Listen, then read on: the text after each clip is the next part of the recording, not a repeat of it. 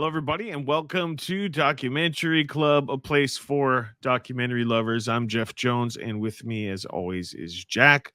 Like and subscribe. If you enjoy our discussions, you can join the channel to help support us and get perks such as advanced notifications on upcoming documentaries and new clips before they go public. Today, we are talking about The Confession Killer, a documentary released on December 6th, 2019, and is currently streaming on Netflix. But before we get to that, I would like to welcome Jack back to the show. How are you doing today, Jack? Nice to see you. Nice to hear you. Doing great. Thank you very much. Hope you're doing well, and hope everyone out in the live chat is doing well. Also, interesting documentary how this tunnel vision effect took place. It was really pretty insane. I liked this documentary a lot. It did get spread out over to 5 episodes. I think it probably, I don't know, Jack, you let me know, but I think it could have been 4 episodes. That's just my opinion. I had heard about Henry Lee Lucas before seeing this documentary. I'd kind of known about the story, but this is the first time that I saw the documentary. Want to give a shout out. Thanks to Disco Pervert for recommending it. You could have your documentary selected as well. So leave your thoughts in the comments about what documentary we should do next. But Jack, before we move on, any other opening thoughts about this one?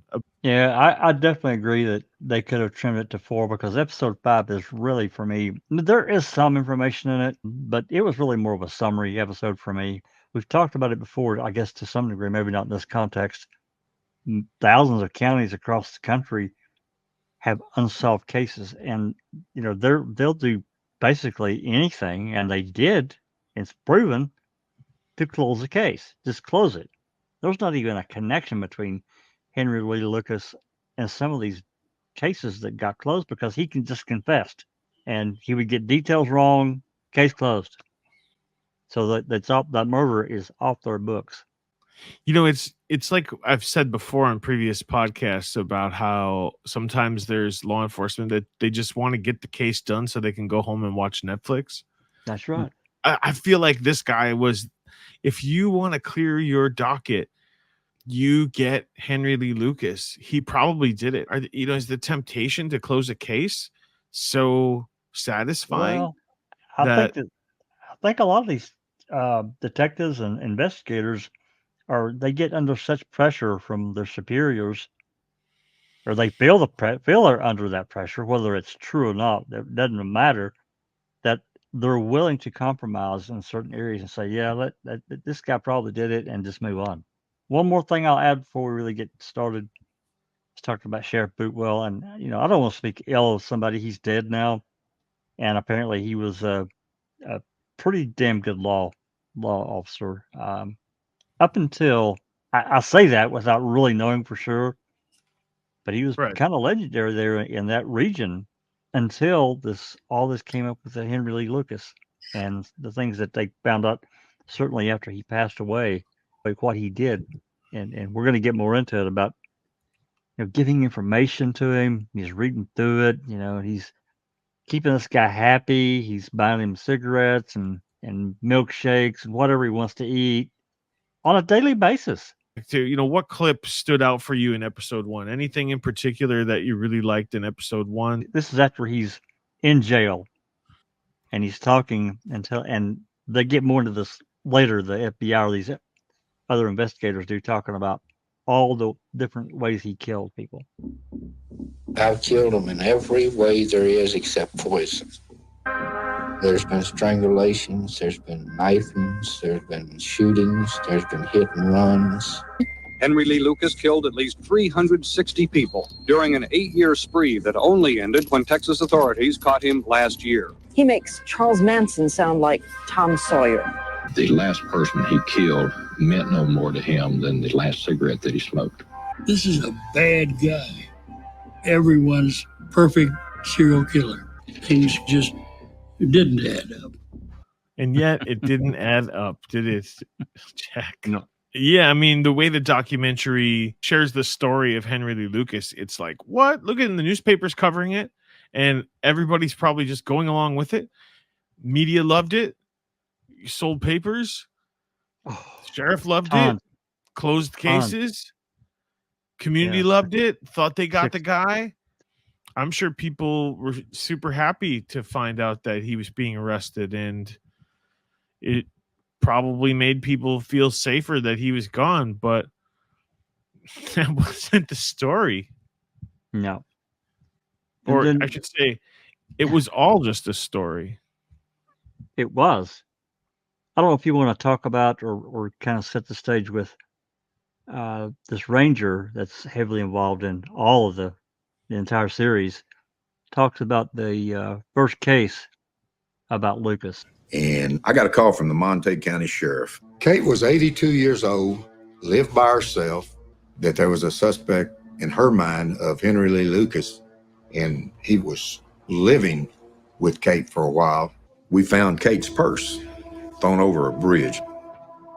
I realized that we also got a 15-year-old girl missing. She went by Becky. She was Henry's girlfriend. Becky's missing, Kate's missing.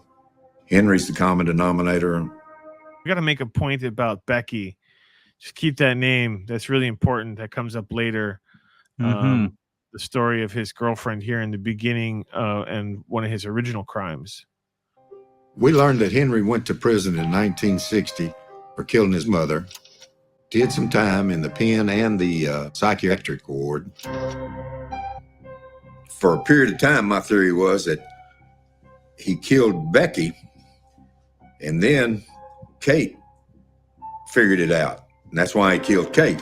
Pretty impressed that we'd already gathered a lot of information on him. He said, I guess since you found all that out about me, you know about that warrant on me. I said, praise the Lord, in the back of my mind. I said, yeah, that's out of Florida. And I started shuffling and looking for it in my papers. He said, no, Michigan. I said, that's right. And the warrant's for probation violation. So I got the warrant number. And then when he come back, we put him in jail. I had to keep him up in cigarettes. He drank coffee 24/7. He just loved talking. I just couldn't get him to give me anything. Finally told the sheriff, I said, look, let's just put him in jail and just not talk to him. Tell your people not to talk to him. I ain't gonna come up here and talk to him like he's used to me doing. And the sheriff said, well, I got some plowing to do anyway. Wednesday night, I get a call. He's passed a note to the jailer. He told me what he did to Kate. Well, when he takes me back out there at daylight the next morning, stuff he described is still there. And then we went to his old apartment, and he showed us the stove that he burned her in. He said, I'll have to show you where Becky is, but it's not a pretty sight. The legs are out that way, her head's this away. The way that his brazenness and his just how he got rid of the body and separated the heads over here, the arms are over there, etc. Gross. It's very gruesome. It lends itself to serial killer psychology, if you would. Yes. Where that's right. they're looking at this guy and going, look at how he killed these people. Oh, and then he starts confessing to more. It just fits. Like, you just want to believe it. Like, Yep. well, he's such a sicko anyway. Of course, like, that's not a far stretch. So I think that's why it's important to talk about these two murders that he, at least the two that are on the radar for law enforcement. You know, for these cops, you know, he starts confessing. You know, Sheriff Bootwell in this county, he gets his hands on Lucas and he starts confessing. He gets charged and these other murders, and he goes to trial. And at that trial, Lucas bursts out, you know, what about these 100 other women I've killed? The judge asked him, do you understand that you're being charged with murder? And all of a sudden, Lucas just blurts out, well, Judge, what are we going to do about these other 100 women I killed? It went to hell in a handbasket quick. Can you imagine? To hell in a handbasket. That's a good old saying. But I mean, what kind of defendant gets up in court like that and says, well, what about all these other people I killed? one that's desperate to stop the court case. One Yeah, I that guess. wants these proceedings to stop and be disrailed. They were giving him cigarettes, right? They were talking about yeah. giving him coffee all day. Every murder that you connect the dots for us on, we're going to give you a strawberry milkshake. So he had Yeah. 6 strawberry milkshakes. And Yep. they're like, "You want them delivered all at once or one a day?" And he's like, "I'll take one a day for the next 6 days." He gets to smoke cigarettes all day, drink coffee, talk. Yep. Like the one officer said, he liked to talk. He loved to talk. I almost stopped the tape there when he said, "Well, he just likes to talk and I like to listen." And that's what this gets you. He had the run of the jail. He'd walk around without handcuffs, getting coffee, just walk around, do whatever. But the thing is, they paid more attention to Lucas than anyone in his life ever had. He was important, and he felt important. So he took advantage of it. That's an interesting point as well, that he finally had someone doting over him and, Yep. "Oh, what can I get for you? And you're doing such a good job. This is probably really difficult for you. You're doing so well. Yeah, we can't do Can this I get without you. you can We I can't do get this you a without you, chocolate Henry. shake?" Nope, Yeah. strawberry. It's got to be All right. strawberry. So let's go check out when they build the task force and they put the task force together.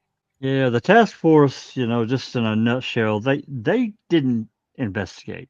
Their job was to, because now he's confessing to all these different murders all over the country.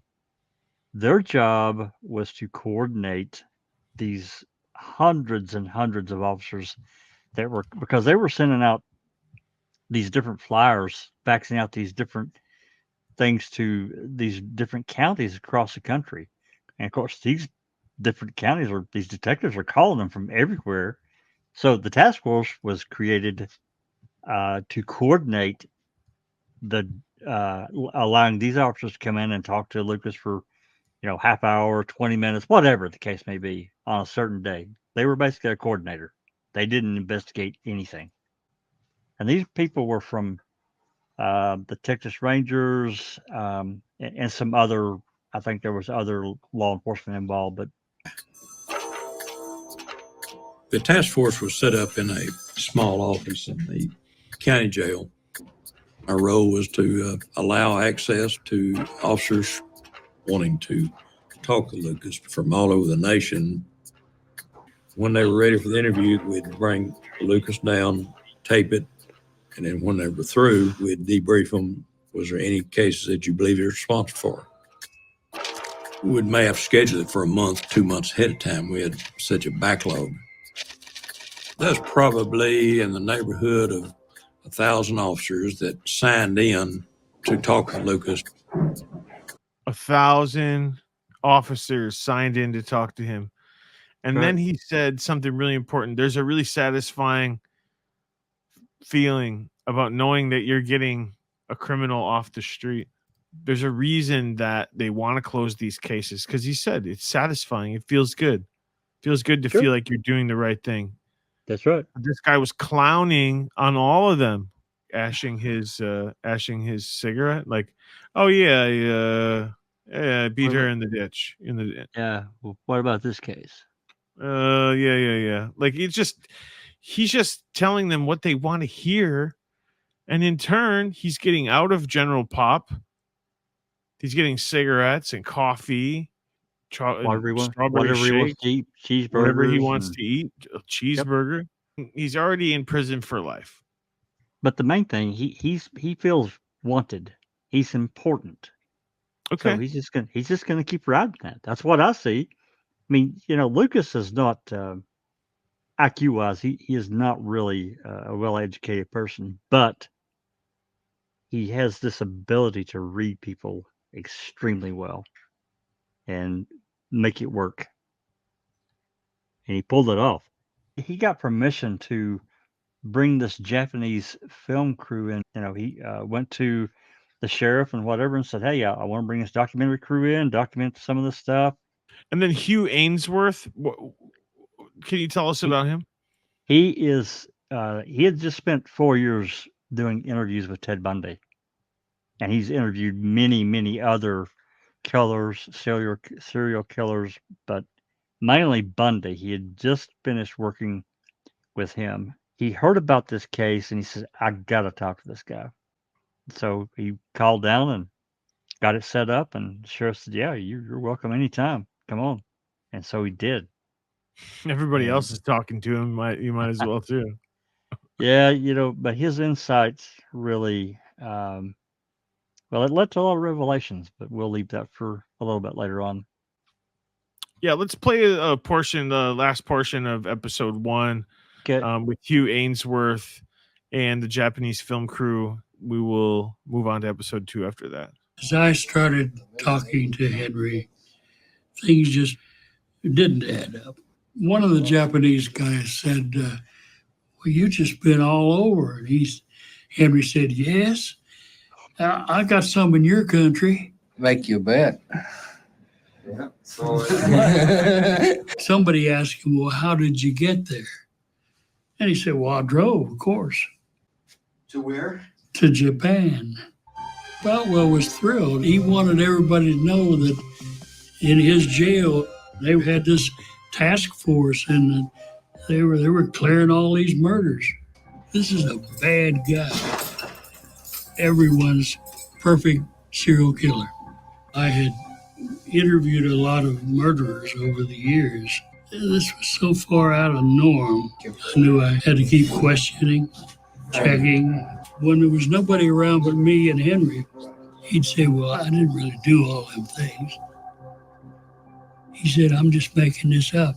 And that's basically how episode 1 ends. He's like, this guy's telling me he didn't do any of this stuff. He's just making it up. Wow. So, and saying I've killed people in your country too. I bet you I have. Well, how'd you get there? Well, I drove. Come on, man. How does anybody get to Japan? Yeah, he's driving. Literally, everyone has to go to Japan either by airplane or boat. Literally, you can't get there by train.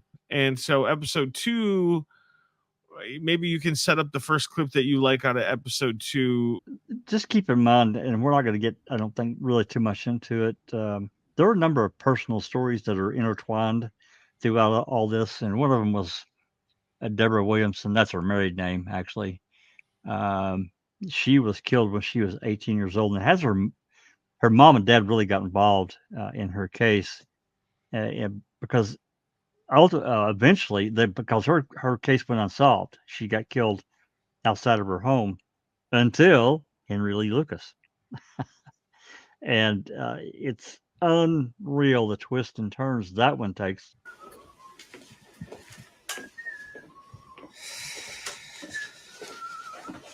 Look, he's got the soda in one hand. You wouldn't know if you didn't know he was a prisoner. He wouldn't look like a prisoner, does he? Walking up them steps with his soda, and what does he got on the other hand? His cigarettes or something? Cigarettes, probably. His recorder. Henry was in Georgetown, Texas. Sheriff Jim Boutwell was in charge of the jail. Gave me access that nobody else had. They didn't trust too many reporters, and they trusted me. They would often let him walk free. Let's talk about Jim Boutwell. He's an unusual man. What kind of relationship do you have with him? I look at him as a friend, not as a sheriff. He's went out of his way to do things for me that normally he wouldn't do for other prisoners. Henry told me more than once, well, he just seems like my daddy. We'll go get some lunch. Is there anything we can bring you? Not unless you run into some Sonic out there somewhere and see a milkshake sitting around. Every day brought him a strawberry milkshake. He's doing something now which is a very valuable service to law enforcement and to mankind. You can't help but give him credit for the fact that he knows he doesn't have to clear up these cases. He knows he doesn't have to talk. So let's give him credit for that. So it's a perfect storm in a way. You see this opportunity where you maybe, hey, we're working in a department and we're thinking maybe this guy, maybe we could go interview him. Maybe we could close a couple of cases. I don't want to get into the political side of things too much, but we have to mention it because, sheriffs in all these counties across the country are elected positions by the people. A lot of them, yeah. Not everywhere, but a lot of them. That's right. And then to add to that, so you have all these investigators are going down to interview Lucas. They're coming back with a success rate. That's like pumping pure political power into their sheriffs, local sheriffs, where they go back to solve this case. Let's set the stage just a little bit for this one, because up to this point, the most that he could get for anything that he's done, these cases were life in prison. The Orange Sox case was different. That's a death penalty case. That changes everything. Henry was already facing several life sentences. But with the Orange Sox case coming up, now he faced a death penalty. She came to be called Orange Socks because that was the only shred of identity Lucas left her. Sheriff Jim Boutwell was assigned the case. I know that he had made a commitment that he was going to do everything he could to find the killer. Sheriff Jim Boutwell says Lucas confessed to the murder and described details only the killer could know. And he said she would have been strangled. After I pulled over, I grabbed her by the neck and choked her until she died. On down here, about that over there. She landed on her side. With socks, no clothing. When there was nobody around, Henry was denied to me the Orange Sox case. He was telling me he was at work in Florida. What about Orange Sox? Let's put it this way. Sheriff ain't gonna get mad if you tell me no. It's then been settled, so we'll leave it to what it is. Okay.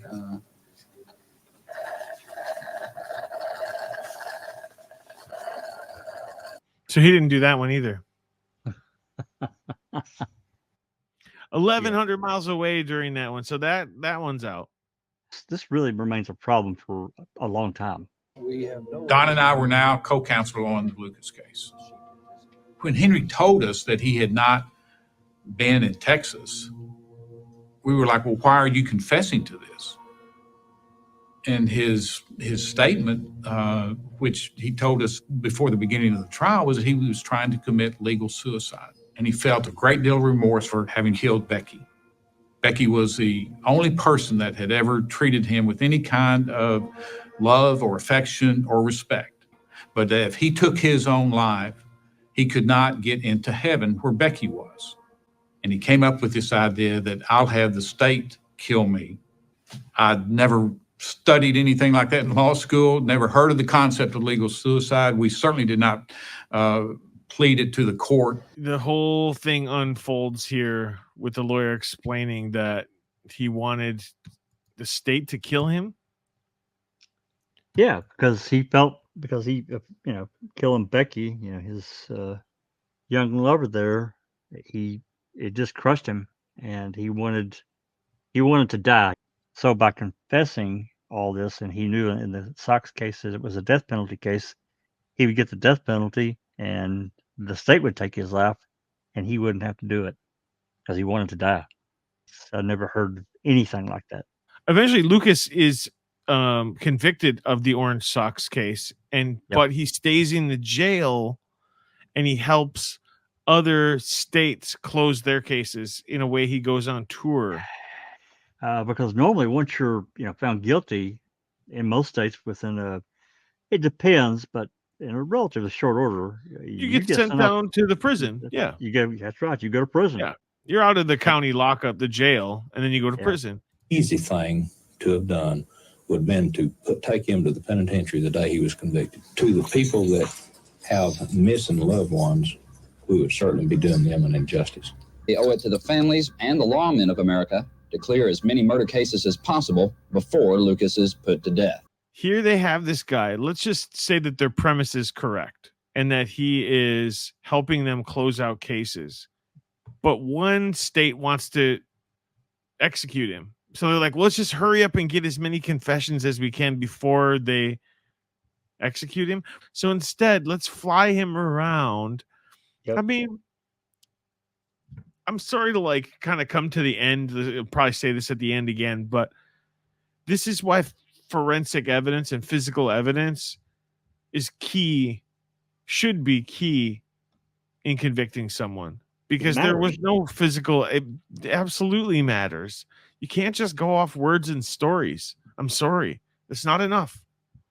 No, you need corroboration always, if at all possible. Well, in none of the cases did it tie Lucas to it at all. He's never flown before, so he's getting to take, plane rides and jet rides around the country. And this guy is pulling off the best scam ever of an inmate. Best inmate scam ever.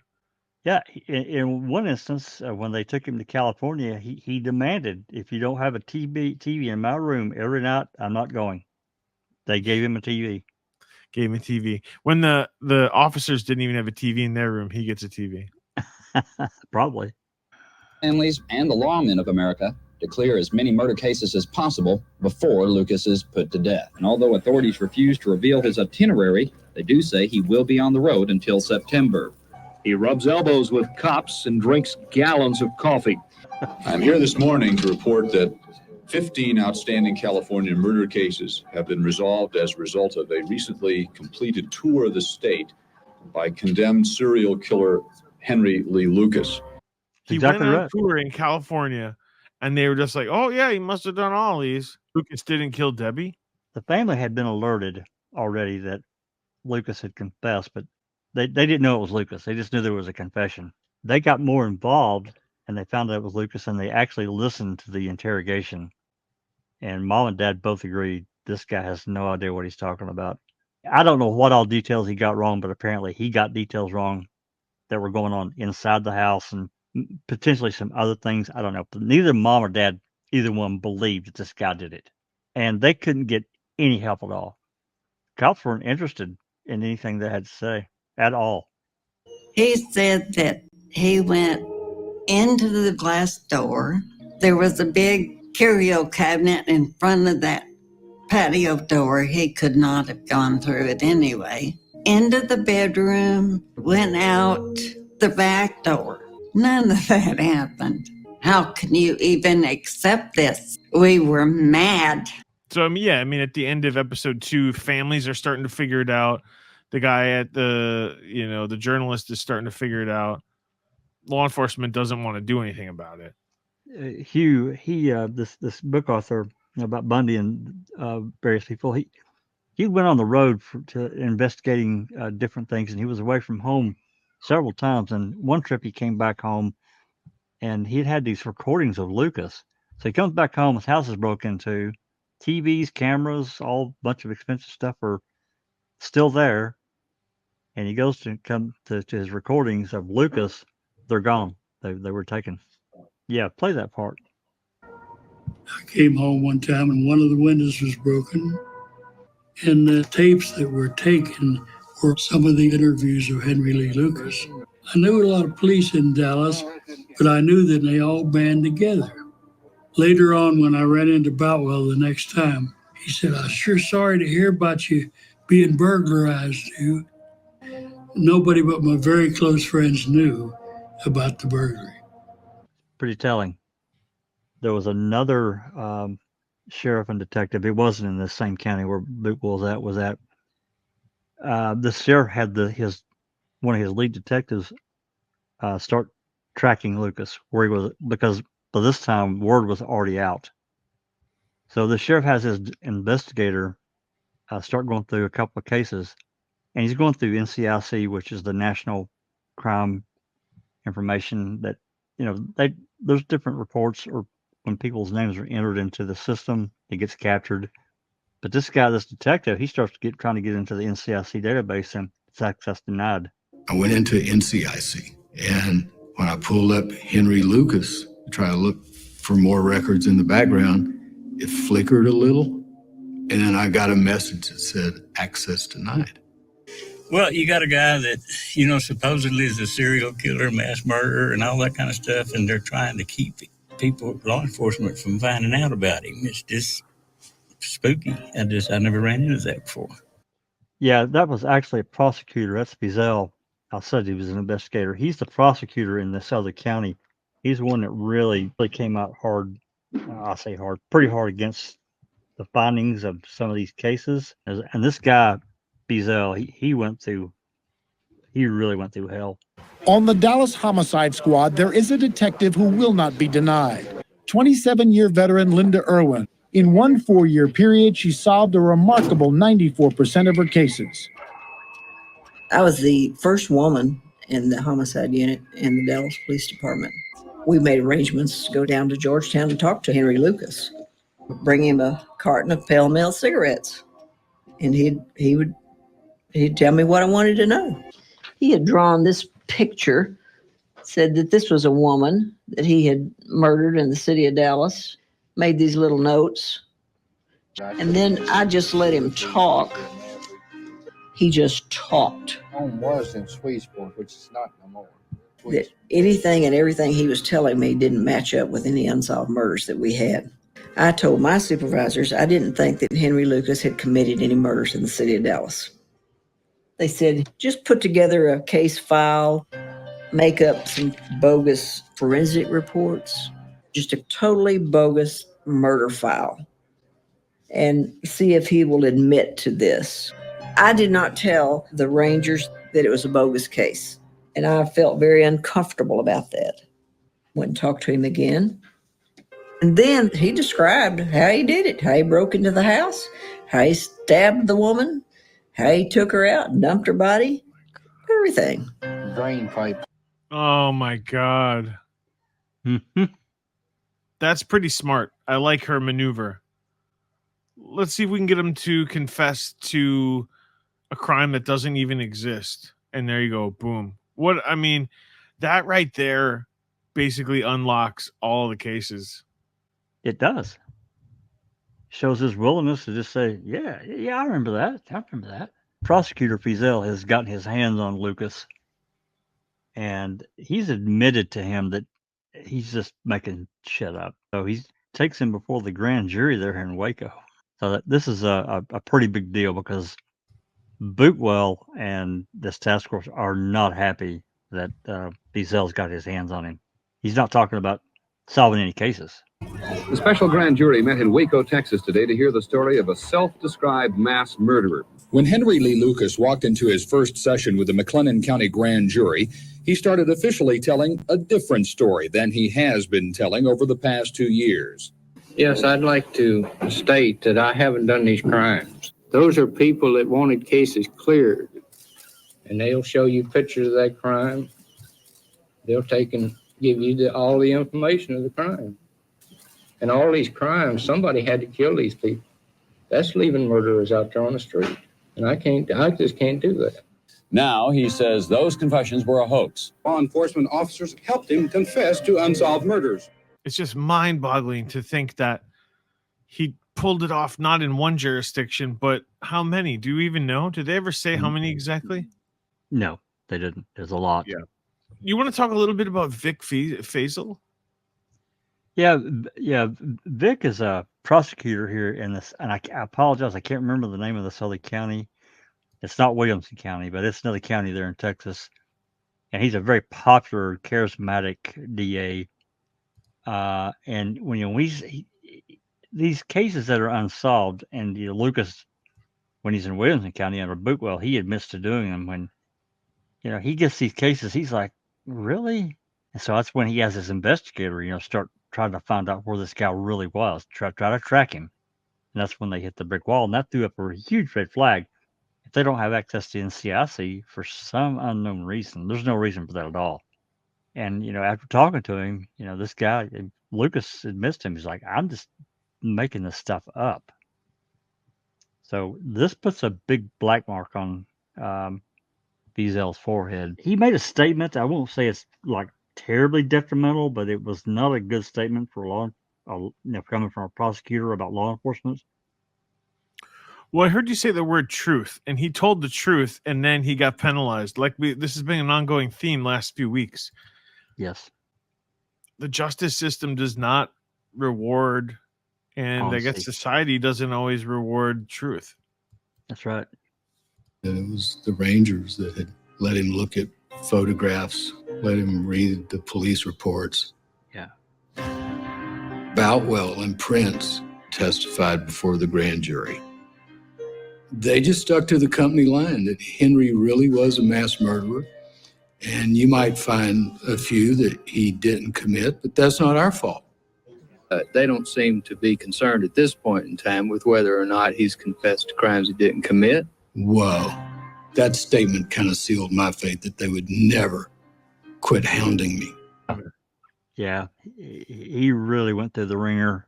And we'll get more into that, actually what happened, and talking about the number one guy that's over the Texas Rangers and his connections politically and through law enforcement as well. Well, right after this, he goes to talk to him, and that didn't go well. They basically said, we're going to start investigating you. Fazell was stating they were looking into the unethical conduct of the task force. I had no choice but to go against that thin blue line. It just wasn't right what was going on with Henry. I couldn't let it go. Hard to do the right thing. Well, yeah, especially in a position that he's in. I mean, you're messing with fire. Fazell gets arrested by the FBI. He gets charged with a bunch of different things. That's wild.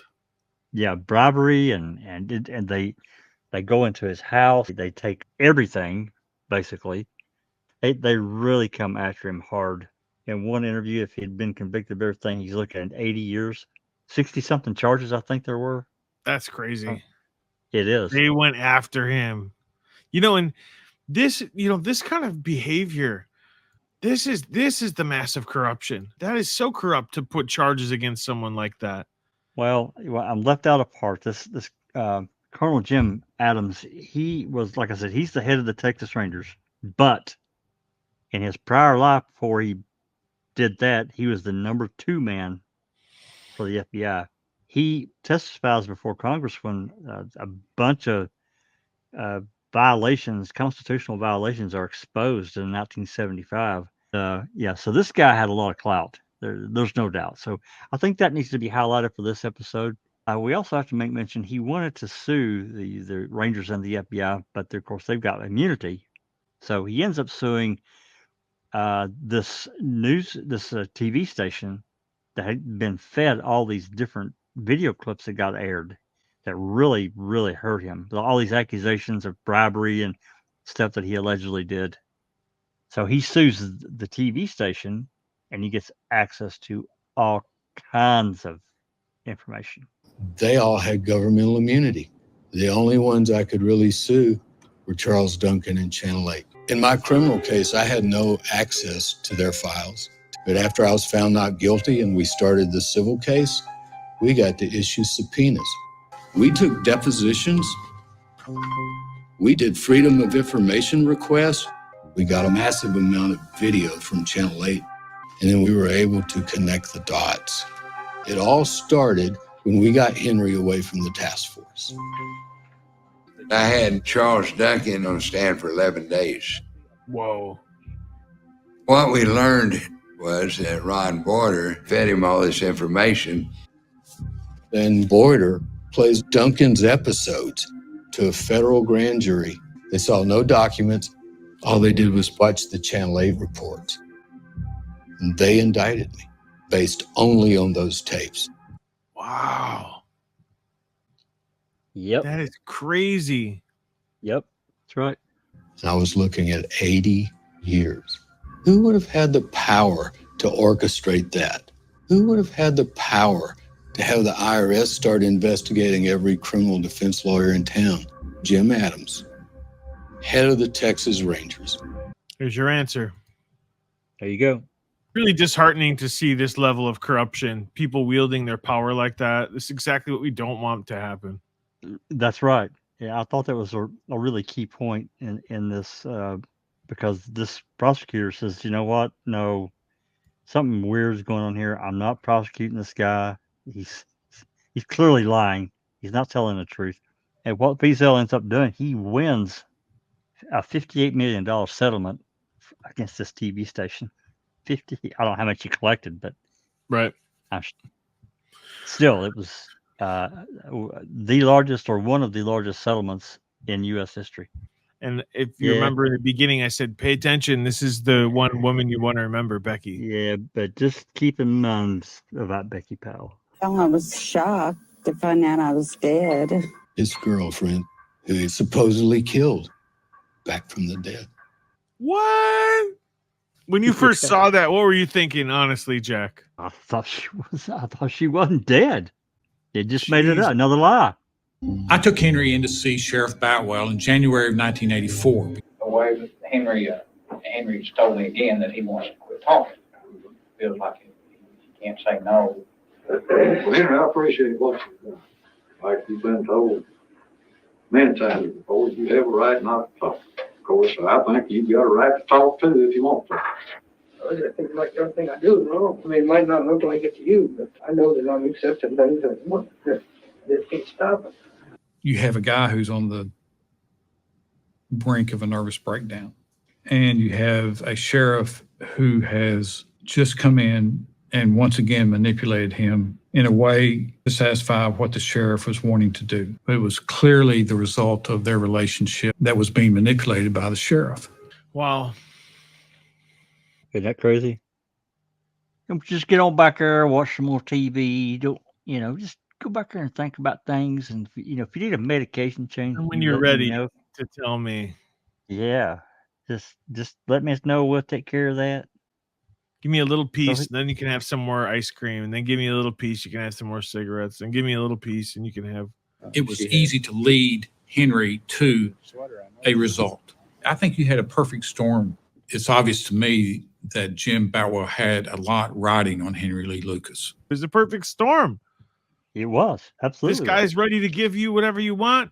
And you have an overzealous prosecutors, attorneys, sheriffs that want to close out the books on cases, and it's just too tempting for them.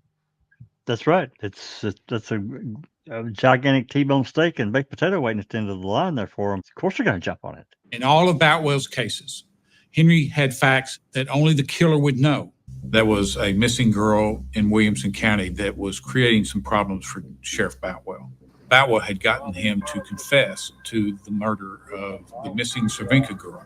Henry had confessed, just like on all the others, and gave graphic detail about everything about Carolyn.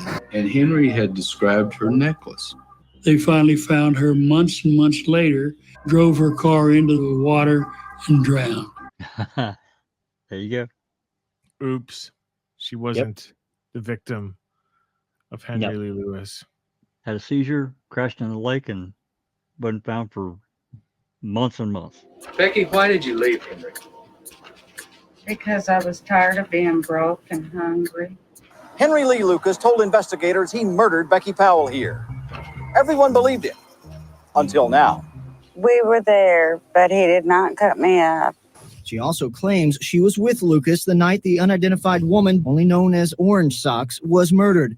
He was trick-or-treating with me and my brother Frank in Jacksonville, Florida. Well, isn't that convenient that she's alive and she's the alibi for another crime? That's right. That's interesting. Well, this is the death penalty case she's going to be the alibi for. Right. The death penalty case. Except for the next clip contradicts that. Well, I'm a liar and a fraud. I asked Henry, I said, well, what if I said I was Becky Powell? And he said, well, were you ever fingerprinted? And I said, no. I am in love with Henry. I'd do anything in the world for Henry. Can you just be Becky Powell? Well, we can try. Yeah, just be Becky. Keep me off death row. Thanks. Thanks, babe. I'm in love with Henry. Henry Lee Lucas, the guy that we just saw with 2.5 teeth. Yep. You're in love with him. The guy who killed his own mother. Yep. And his girlfriend. That's right. You're in love with him. He's my man. You know, there are things that I will never understand in the world, and that is one of them. Same here. Right in the same boat with you, brother. So they test the DNA. They find out that's not her. March 12, 2001, and Lucas passes away. Natural causes. There's problems with this Orange Socks case. It goes all the way to the governor's desk, which was at that point in time, which was George Bush.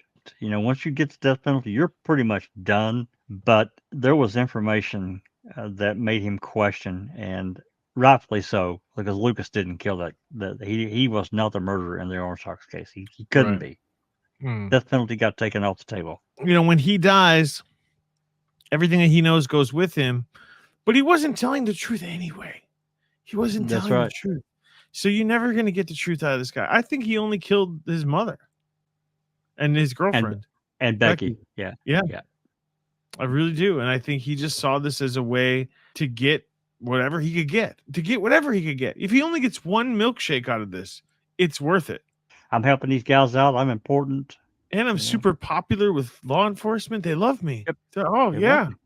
We'll get Right. you whatever you want, man. The ripple effect from what he did was right massive. Last week when we were talking about how to fix a drug scandal and the ripple effect, right? Just like what one person can do in the right circumstance. There is a little bit that we need to finish up in episode 4, and that is talking about Boutwell's lies.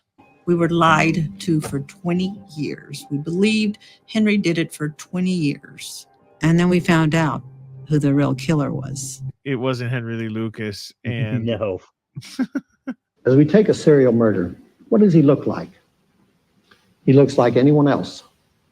Henry, it is hope that we'll learn from you to anticipate what these characteristics are so that we can help prevent some Henry Lucases in the future. Henry was a chameleon, a different person each time he interacted with a new individual. Every psychologist and psychiatrist he talked to, he became the kind of clinical study they needed. With an IQ of 87, he was able to convince 1,000 law enforcement officers that he was guilty of 200 or whatever it was crimes. I have deliberately left socks on my victim. I wonder if any of us will ever find out the answer to this mystery about what Henry did and how all of this happened. But most shocking, how all these other killers stayed free. That's the real point. And there's, I think, a couple other cases, and it's from this group of ladies that had formed together. They thought this guy, that Lucas, was guilty. And of course, when they found out they're lied to, but they still want to know. They want DNA tested. They want to see if they can find out who actually committed the crime. And it wasn't Lucas. DNA had been stored on a database called CODIS. 2008, a hit came back. Benny Tiarina Jr. was a contributor of DNA found inside of Rita Salazar's underwear, literally getting away with murder for 30 years. We made him believe he was coming to talk to his parole officer. So we knew we would probably only have one shot with him in an interview. You're not under arrest. You're free to leave here anytime you want. You know, when you go in prison, they swab your mouth. They got a possible hit on a case. So that's why we came up today. We wanted to talk to you. There was two young kids, a boy and a girl. They went to Austin. They were coming back. They didn't come home that night. We've got some very good evidence that links you to that. And your DNA comes back to that. We found that he was becoming religious, and I used that to my advantage to talk to him. You believe in God? Yes, I do. I can look at your eyes right now and tell something's just eating you alive. It's eating you alive. It is. We just want to hear your side of it. From that point on, he started talking about the case. Powerful. I mean, this guy's sitting there and he knows he's screwed, and he's trying to think of some way to get out of it, but he knows he's done. Stick a fork in him. But at least that family knows this is the guy that did it instead of a lie. That's all people want. You know, we're not stupid. A lot of us aren't really dumb people out here. But we're not Einsteins, but we just expect to be, for the criminal justice system in its unique position, to do the right thing. Serial killers generally follow some type of pattern. There'll be one more unique pattern with that serial killer, and probably would even use the same type of instrumentation. Lucas didn't follow in any of that pattern at all. I got this communication that came across my desk that 2 FBI agents were going to teach for 3 days on this new concept of criminal profiling. Eventually, I attended the FBI Academy and was selected for the behavioral science unit.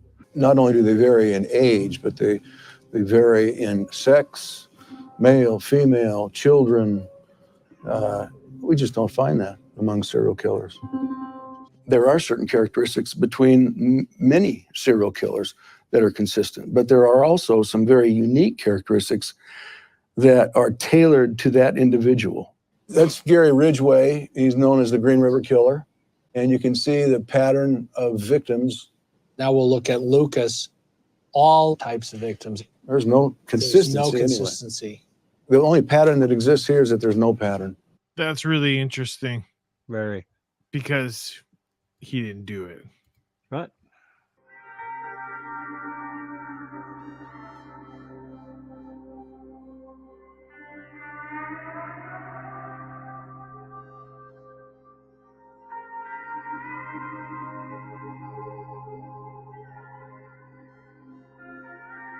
Yeah, pretty powerful stuff there at the end to end out this really powerful documentary. Lots of twists and turns there, Jack. Every time you kind of thought maybe you figured it out, it gets a little crazy. The case of Henry Lee Lucas is a unique one. Let's be thankful for that.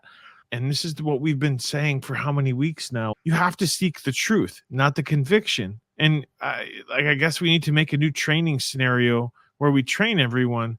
Remember, we're not seeking a conviction, we're seeking the truth. I think it's a very honorable profession, one of the most, if it's done properly, because it's hard. It's not easy to do it right. It's not meant to be easy. And I think that's the big fallacy. They just want to be done with the case, go home, watch Netflix, and chill. Problem with abusing the power and to levy charges against someone like they did to Vic. Law enforcement is a really powerful arm of government and our society. Absolutely. And that power needs more checks. That's what I'm seeing.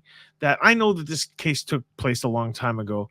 I know things have changed for the better. And in fact, there's even some bright side news that has come across recently that crime rates across the board are low. We're headed in the right direction. You know what I mean? Violent crime is down across the board. But that doesn't mean that the problem is over. I guess the last question that I will ask you before we kind of move into close it out. Do you think there's any possible way that the sheriff Faltwell just didn't care? He just wanted to close the files. He didn't care. Or do you think that he genuinely thought Henry Lee Lucas was responsible for all those crimes? I think he wanted to close the cases for sure. I think he wanted the notoriety. I mean, he'd been, he had a pretty good career, pretty popular, and this is, he's heading into retirement. So what a nice big cherry on top, right? Yeah. So and all, got the task force in his department there at the county sheriff. I know I've got Henry Lee Lucas. He's admitting to all this stuff. That's a really powerful position. And I don't know, again, I don't know this guy. I don't know if ego jumped in and played a big part of it, but there seemed to be something more than him just thinking this guy's telling the truth. I mean, it does to me because of the lengths they went to get him back. I think that there's a temptation that maybe he didn't really think and he didn't really care. He just wanted to close the books. I feel like there's at least he was showing him. There's clips throughout the documentary. He's showing Lucas crime scene photos. Here's the house, and here's where she was found, and this is before they ever go out to the crime scene. He's getting fed all this stuff.